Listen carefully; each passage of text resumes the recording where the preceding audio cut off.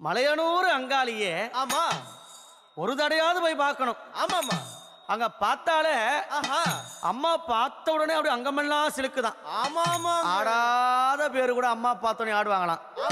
அப்படி இருக்கும்போது மலையனூர் போகணுங்க அத்தாலனா பார்க்கணுங்க, மலையனூர் போகணுங்க அத்தாலனா பார்க்கணுங்க, அத்தால பார்த்ததுமே மருள் வந்து ஆடுதுங்க.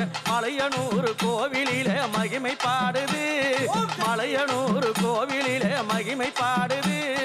உடுக்க ஒலி கேட்டதுமே உலகம் ஆடுது, அம்மா உடுக்க ஒலி கேட்டதுமே உலகம் ஆடுது.